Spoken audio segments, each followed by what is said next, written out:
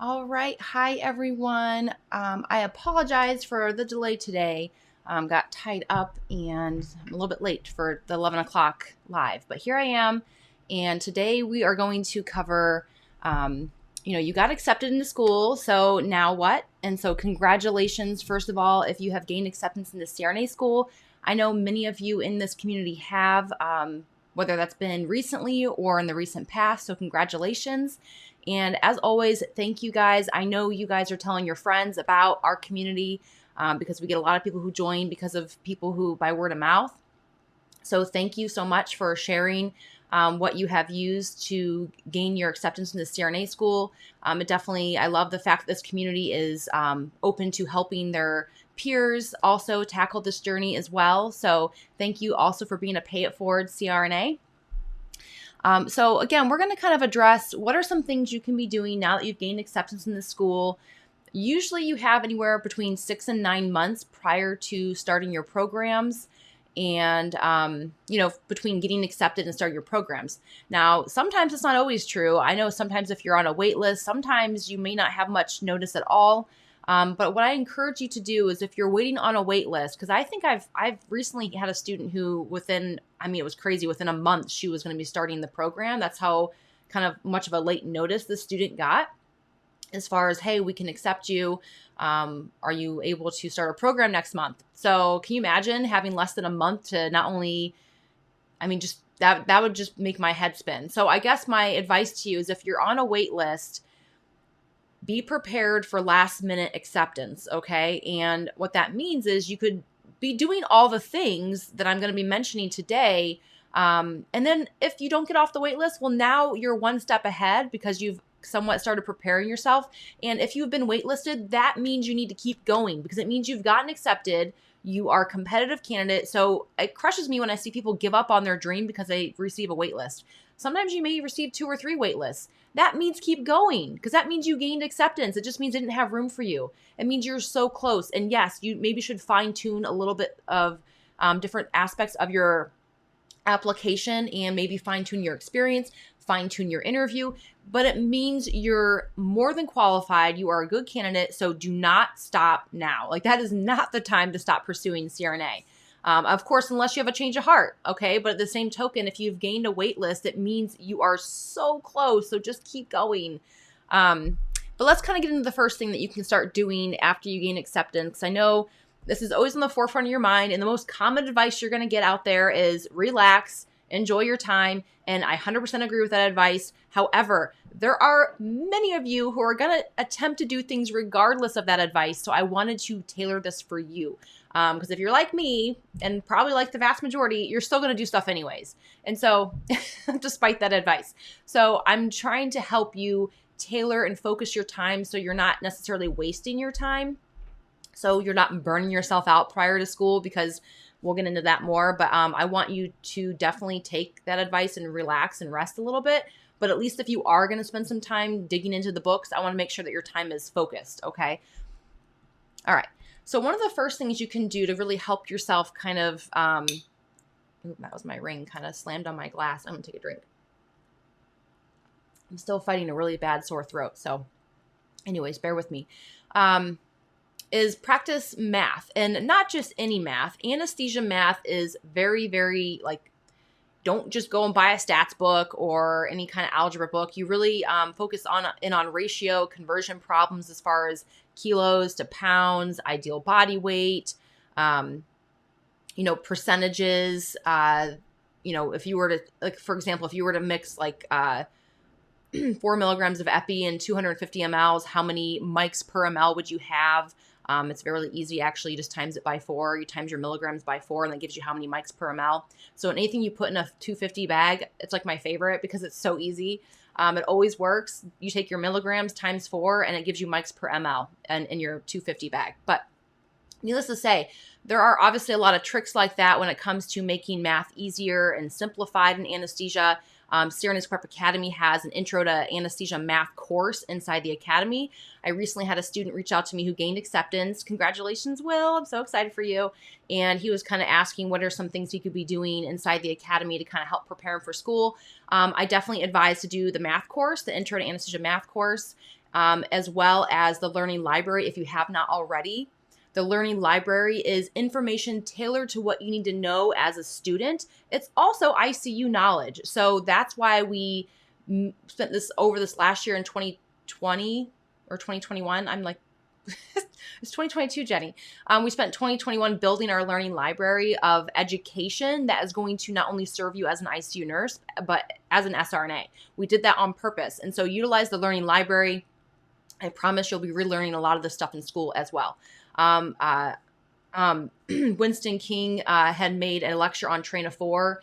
That's a really good one. The pharmacy courses, but really all of them come from an anesthesia curriculum. So do them all. There's 13 lectures in there. One of them is pretty short. It goes over PaO2 and FiO2 conversion. So again, hit the learning library. That's a great place to start, but also to do some math problems to kind of practice and brush up on that. A day in the life. So the reason why I mention a day in the life is because depending on whether you're an integrated or front-loaded program, most programs will, now that they're DNP, do spend a good solid 6 to 9 months really focusing on your DNP project. But depending on whether you go into an integrated program after that, you will be starting clinicals relatively soon.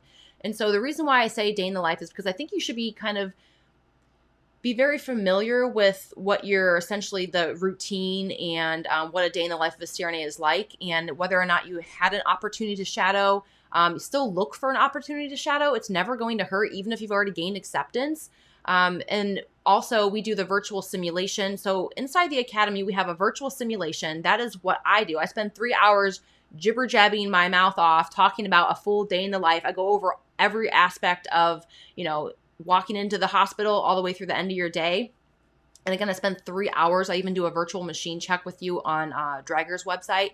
So again, utilize that inside the academy. Again, it's the virtual shadow experience I did.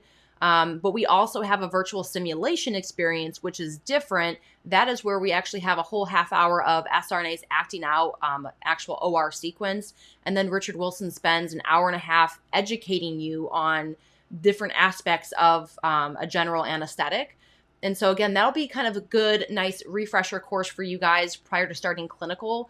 So I definitely recommend, if you have the simulation experience, if you've already purchased the simulation experience, it's yours forever. It's lifetime access. So I actually tell people, like, not only is it good for nursing students, just to kind of get a taste for what an actual day in the life of a CRNA is like, but it's really good before your interviews. It's also going to serve you right before you start clinical as your time as an SRNA. But just, in your time between starting school, brushing up on that, understanding the flow of a day and understanding what a CRNA experience is, because you could be starting clinicals relatively soon. But again, that has changed now that all programs are DNP related. I started my program in June, and by August, I was in clinicals. So really, really quick. But again, that doesn't necessarily happen as much these days because of the DNP project. But you still should be familiar with what you're going to be walking into in the OR, understanding OR etiquette. There we go. Etiquette. I got it. So understanding kind of like how to how to understand the OR life, right? So again, if you haven't received a shadow experience, I encourage you to still seek one out. And if you can't get a hold of someone to do that, maybe reach out to your program and let them know that you still want to try to get into the OR to shadow a CRNA prior to starting the program, and they may be able to help you connect with someone who can do that. Maybe you can even shadow an SRNA for a day. That'd be really cool. I would love it. I mean, that would be awesome if a program would kind of give you a little taste of what it's like and let you follow a student around. But I know it's just so hard to do these days with all the regulations between HIPAA and COVID, but you can always ask. You can always try. All right. And then financial preparation. This is another really heavy hit topic that a lot of people touch on, and it's really important. The last thing you want to do is get into school and then have to drop out because you didn't do this part well, right? You worked so hard to get in. You have to make sure you can pay for school. And, I think a lot of this really comes down to just not being afraid of loans and not killing yourself trying to scrape by, nickel and dime everything. Take out some extra. Give yourself some cushion. And if you don't have a savings account, take out extra loans. Don't be afraid of loans. Loans will get you through school. You will have your entire rest of your life to pay them back. And don't worry, Uncle Sam will come after you. So just, take a deep breath. It'll be okay. $200,000 seems like a lot, but you will be able to pay it off, okay? CRNAs make $200,000 a year, if not more. And so if you have $200,000 loans, even if you have more than that, you can pay it off, okay? Not that you have to put everything you make towards your salary, but think about it. If you're living off, say, $70,000 a year right now, let's just say that. I know things are fluctuating right now with all the travel assignments and stuff like that, but let's just say you can feel comfortable living at $70,000 a year. And let's just say you put between medical and benefits and retirement, you're putting aside, for $30,000 a year for all of their savings. And then that leaves $100,000 potentially for you to whip away in your student loans. I mean, that's pretty ambitious, but even if you did $50,000 a year, that's 4 years and your student loans are gone. Is that really that big of a deal? I don't think so. That still means you could live as you did as a nurse or even better and still pay them off in 4 years. Now, I'm actually coming up on, our son's turned 6 this year. That's how I've like kept track of when my loans are going to be paid off. Because what I did is after a year of being out of school, I was paying a lot of my loans, kind of got lazy and forgot, and then never thought about refinancing, which was another big mistake. Refinance your loans ASAP as soon as you're done with school. Get the interest rates lower because the government loans are terrible interest rates compared to what you can get even with private loans. Also consider private loans because of that reason. If you have good credit and you have a working spouse in school, you can qualify for private loans. But again, that's a whole nother soapbox story. And also how to pay for grad school, how to pay back debt. Natalie Kretzer, I should mention, she is CSBA's financial advisor for our students. We do quarterly workshops. She's getting ready to do her next series of workshops on February 15th and February 22nd. She typically does them in the evenings. I want to say they're 7 p.m. EST, but they're coming up. And she did just survey the group recently to say, hey, what do you want to hear from me? Every quarter, you guys, she does these workshops, 2 series back to back for the most part, where she presents a topic, say how to pay back student loans, how to pay for grad school. And then she also has a Q&A session. So you have access to a financial planner inside CRNA School Prep Academy. Please make sure you're taking advantage of that. So Will, if you're watching this, I know you just gained acceptance. Come to these sessions that we're having in February and utilize that tool to help you plan for your financial success in school. But what was I kind of totally got off a soapbox, but yeah, planning for your financial future is important. Don't be afraid of loans, consider different loan options, and be realistic with paying back your loans. I was just going to say that I'm coming up on paying off my loans here because our son turned 6 and I set it up on a 5-year repayment plan. And for me, that was best because it was like set it and forget it, versus having to remember to pay it all the time. Because if I had to remember to pay it all the time, I wouldn't.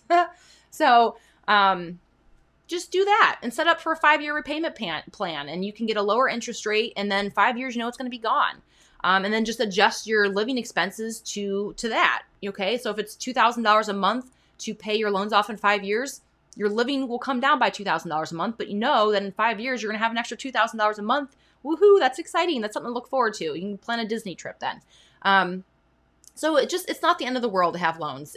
You're going to get the most return on your investment for going back to grad school than any other investment you could ever make, including good stocks, homes, anything. I mean, to increase your earnings by $100K a year, nothing else out there in this world can do that for you other than advancing your education.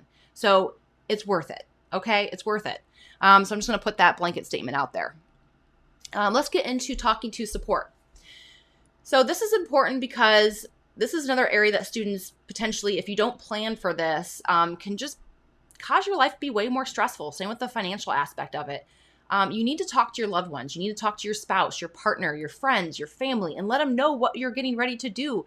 Let them understand the fact that you're going to hear no more often than yes. You're going to not be making it home for every family holiday. You're not going to make every birthday party, bachelorette party, wedding, etc., etc. You're going to be on limited funds and limited time. Make this known, and so that way when you tell them no, they don't take it personally. And say, when I tell you no in the future, don't take it personally. Know that I still love you and I can't wait to celebrate with you when I'm done with school. But if I tell you no, it's because A, I can't afford it, B, I don't have the time. But I love you. End of story. Just let it be known. Let everyone and their brother who you talk to know that you're getting ready to be in a rigorous program that's going to demand tons of time and your full attention. And that you didn't work this hard to neglect it. You didn't work this hard to go out on the weekends and party. It's just that party period of your life is over, my friend. Don't get me wrong. You can still have fun intermittently. I sure as heck did in school.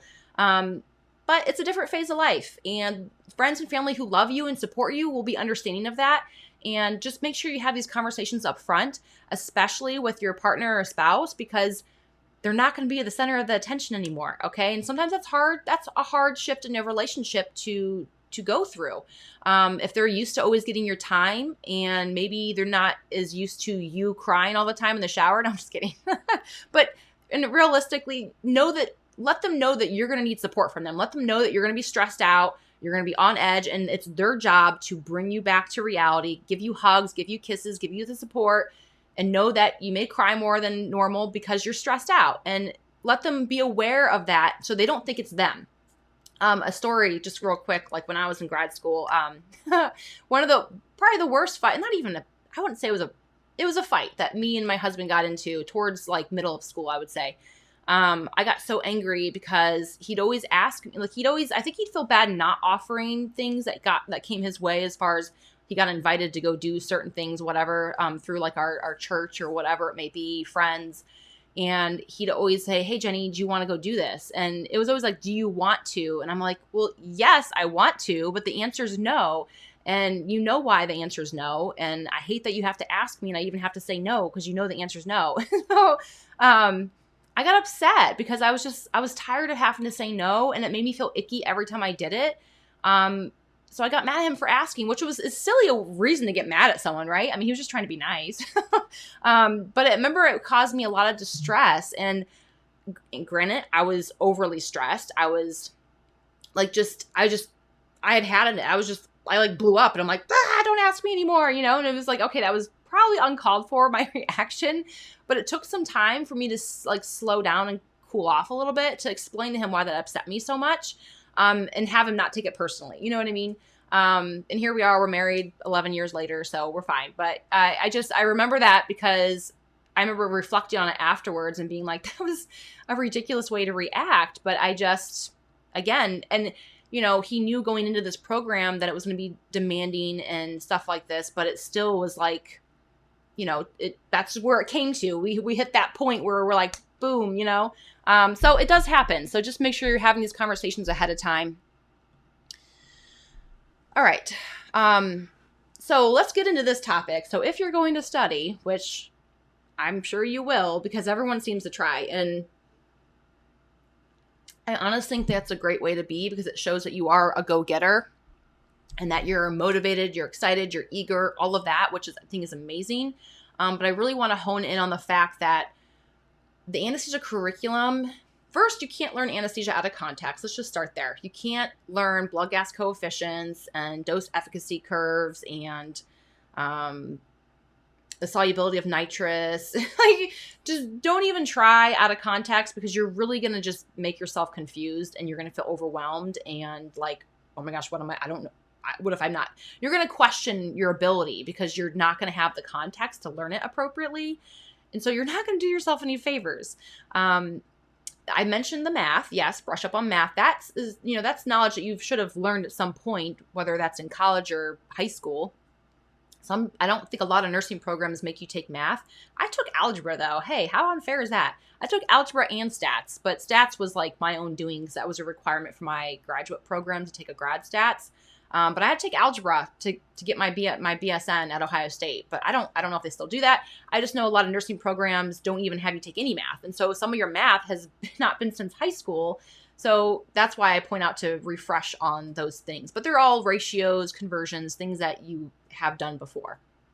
But actual anesthesia, you've never learned before. You've never even had a taste of it. And so trying to learn that is just going to be a waste of your time. You really have to build the foundations first. And all anesthesia programs teach you the foundations prior to building on the actual anesthesia. And the learning library, again, is a great place to start, because you have to have a good foundation of like pathophysiology, pharmacology prior to building on the anesthesia concepts on top of that. So again, that's why I pointed out to hit the learning library as a great place to start. However, I would encourage you, if you're trying to hit up like physics and chemistry, like the physics and chemistry you learn in anesthesia is very, very condensed into really, really specific topics. And so please do not try to learn chemistry all over again or physics all over again, because you're only going to need to know a very narrow range of those types of topics. And some exciting news, and I'm going to get into this more here soon, is I've been talking about this for years, and I almost feel silly even mentioning it again, but the CRNA boot camp. However, it's being recorded. Richard is recording his portion of it right now. And again, I'm going to kind of explain it, but we are tackling some of these things because we still have students who try to go and hit, hours upon hours upon hours of chemistry and physics on YouTube, and it's just not the best use of your time. So we are tackling that by teaching you the intro to chemistry, intro to physics for anesthesia in our SRNA boot camp. And so that way you can get exactly what you need to know in a couple hours instead of spending hour upon hour upon hour learning things you don't need to know. So that's our goal with the SRNA boot camp, is to prep you for CRNA school in a very unique, tailored way. So that is coming. That has been in the works for so much time. I've been wanting it for like years now, but it was a big undertaking. It's over 20 hours a lecture, the whole thing. So it's a lot. Not chemistry is not 20 hours. That's like 2 hours. Chemistry and physics combined. So that's chemistry and physics combined is like 2 hours. So we condense it. So don't freak out. The 20 hours is the entire thing. But yeah, I think if you're going to study, I think really, again, the best thing is to brush up on your ICU knowledge. And then if you're really worried about chemistry and physics, we're going to have the boot camp. It's supposed to release, well, I always put my foot in my mouth every time I say this because we pushed it back so much, but it is physically being recorded right now. My hope is to release it end of February, beginning of March, and it's going to be dripped out over 4 months, meaning we want you to spend 2 weeks in one module kind of thing. So just because we want to make sure that you're not just like trying to, it's going to be kind of information it is. You need to take time to learn it.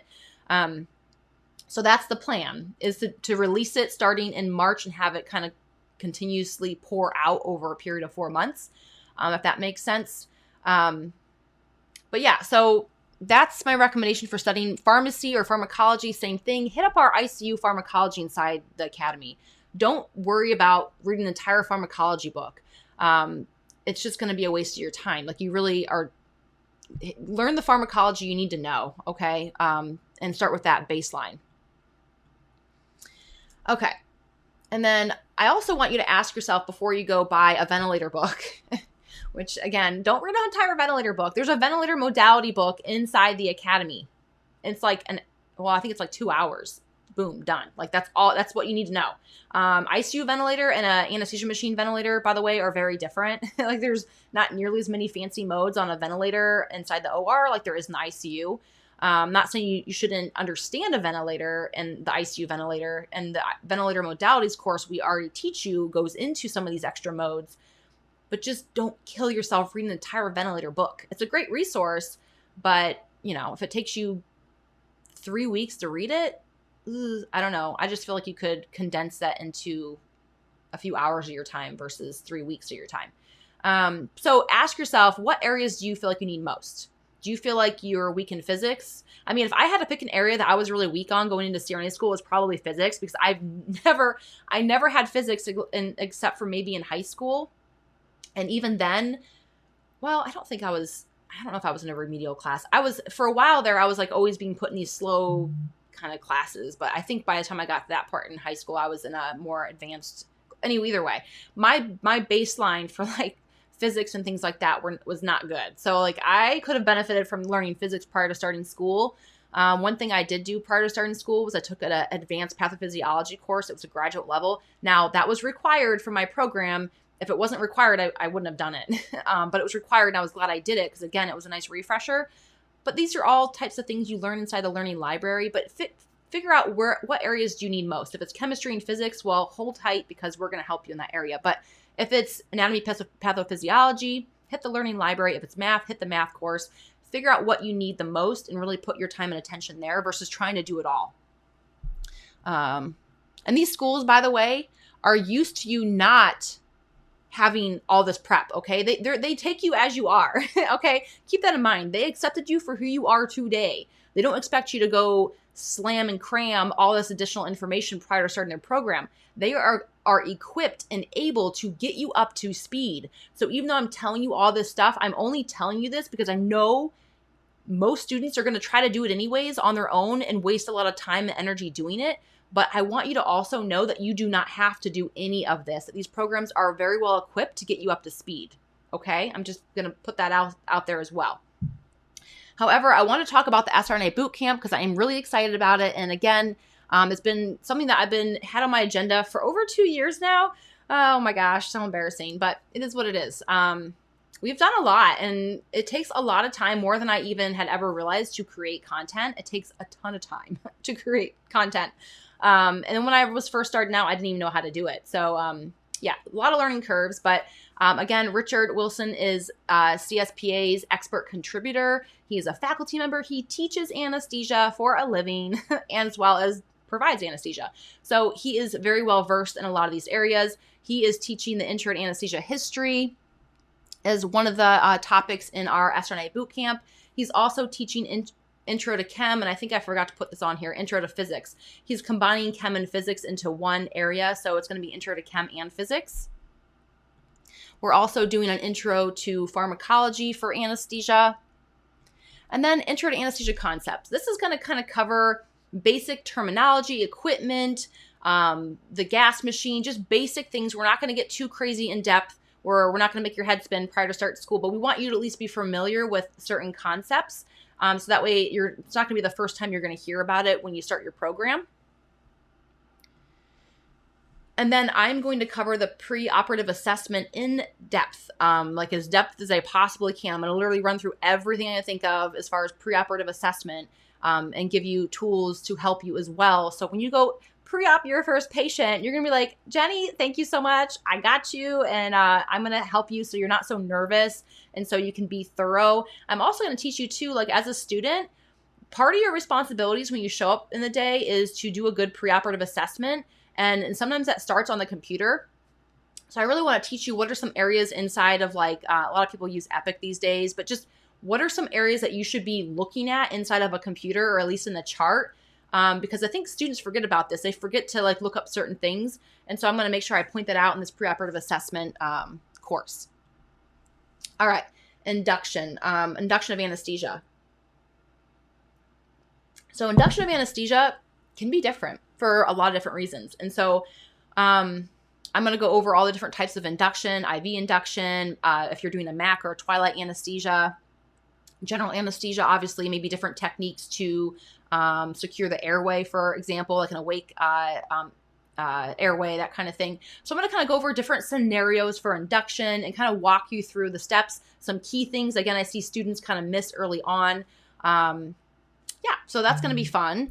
And then maintenance of anesthesia. This is the part of anesthesia that I think students I think they can feel overwhelmed, but it's actually probably the smoothest part of the anesthetic. However, depending on the case, you could have a lot of fluctuations. And so my goal with the maintenance of anesthesia is to teach you, anyone can handle a smooth, steady flow of a maintenance, right? My goal with this is to teach you how to handle the fluctuations, how to deal with things that are happening over on the other side of the drape that's going to affect your maintenance of anesthesia. So I'm going to kind of take you into that in detail. All right, then we're going to hit emergence. Emergence is like landing the plane, right? This is where probably, other than induction, it's definitely the most nerve-wracking part, especially as a student. And I don't know if you've heard this term before. They say, I'm probably going to screw this up. I'm so bad with what do they say? Providing anesthesia is a skill, but emergence is an art. That's what I've heard. So I'm trying to make sure I don't mess that up. So emergence of anesthesia is an art because it can be different, honestly, based on every provider. Some people have their own method to their madness as far as what works for them, how they like to wake a patient up. And what's cool about this is it works a bunch of different ways. However, there's always one factor. Is it safe? That is always what it comes down to. Is it safe? And why? You have to know why, because certain emergencies are different based on what procedure, what patient, et cetera, et cetera, et cetera. So I'm going to enlighten you by allowing you to see the fact that not all emergencies are the same, and you have to really think about what you're doing, about the patient, and about the outcome, the goal. Like, what do you want to achieve here? What are the risk factors? What do you want to achieve? And so I'm going to kind of enlighten you with different things to think about while you're starting to kind of adjust to the emergence aspect, because it is very nerve-wracking as a new student when they're like, we want a smooth emergence, no bucking, no coughing. They just have to open their eyes with a tube in their mouth and say, hello, and then you yank it out and everything's good, right? But it doesn't always work that way. So it can be stressful, especially for things like carotids or craniotomies or things where, like, gosh forbid, they buck all the time. Like, how do you handle that? What do you do? What's the deep extubation? And what are some things you got to know about deep extubation, et cetera, et cetera. So I'm excited to share that lecture with you guys. And then, of course, last but not least, is clinical tips for success. I know there's like stuff all around me here. I feel kind of like claustrophobic right now. But clinical tips for success really is geared to help you from the beginning of your clinical understand, how does this relate to getting a job afterwards? Because I think you need to go into it understanding that your time in clinical is going to set you up for success after the program as far as getting your dream job.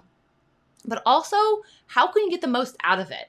And how can you show up in a way that will actually make your life less stressful as a student? And so I'm going to give you a lot of tips for success, also how to handle harsh personalities. And you don't have to be someone who, and something was told to me one time when I was a student, and it stuck with me because it was really upsetting to me to hear as a student. And it's fun. I also want to get into the fact that I'm presenting at Osana in March on mentoring the next generation of CRNAs. I'm super honored and thrilled to do that. And what I hope to do and kind of what I want to just bring the light is, as a preceptor, we have a responsibility to mentor our students in a way that is effective, that is kind, and it's conducive for learning. But someone told me one time that I was too nice for anesthesia, that I did not have a backbone. I was like, oh, well, that's really sweet of you. Like, cool. Let's keep going with our day. Like, it was just like, okay, I'm too nice. Like, I don't think that's a bad thing. Maybe you're not nice enough. Like, but of course I didn't say that. But, I've thrived as a CRNA. The surgeons like me. They like working with me because I'm nice. I listen to them. I'm respectful. Okay, that's part of what you're supposed to do as a CRNA, is to be respectful. And to me, that's being nice, is to being courteous, right?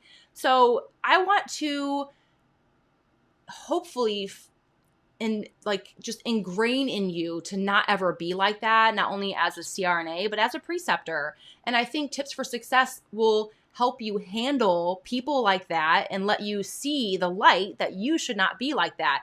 I remember the person that did this a lot to me in school had told me that they were bullied as a student. And for whatever reason, they thought it was good to do that to more. And I've heard this story over and over and over again from other people have said similar things. Like, I was treated this way, and so that's just what you got to do to build your backbone. And that's an old school mentality that I really hope is going away. But I really want to try to give you clinical tips for success. And so not only can you thrive in school, but so you can handle stuff like that and not take it so you can then become a bully yourself. I mean, I'm not that I think any of you guys are in this community are going to be bullies, but I think it takes the right mindset going into clinical to make sure that does not happen to you. All right. So that's kind of the tips for success and part of the tips for success. But now there's a lot of clutter, and I can't wait to get rid of it because it just makes me feel so good to get rid of the clutter. That feels so much better. Okay, cool. I have fun little buttons over here. So you guys, joining CRNA School Prep Academy is really just a great environment for you to come thrive, learn, plan your journey for CRNA. We teach you, we go through the application process step by step, the interview process. And then as your time as an SRNA, as you've heard today, we have a lot of resources you can start utilizing to help prepare you as you're embarking your journey as a CRNA. And we're only going to be adding more. It might not always happen as quickly as I want it to, but we're always adding more value to the Academy. It is my baby. It's now Richard's baby. We love you guys and we love our students. We love this community, and we always look for ways to give back to you. Just as a reminder, since it's CRNA week, we are giving away these fun stickers here.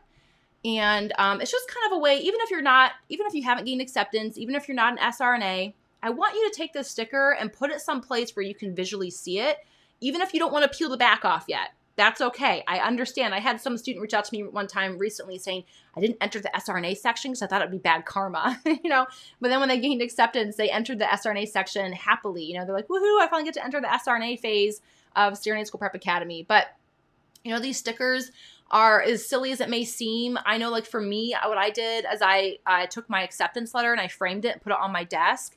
When I was trying to get into CRNA school, if I would have had something that visually was like there for me and present to remind me why I was trying to achieve my dream. I believe I did buy a scrub hat though. I do remember buying a scrub hat early on and just being so excited to wear it, but I didn't wear it until I started my first day in clinical. But I bought it when I was trying to get into school, and it was like that visual representation of what I was working towards. And so that's my hope with these stickers. They're silly, they're fun.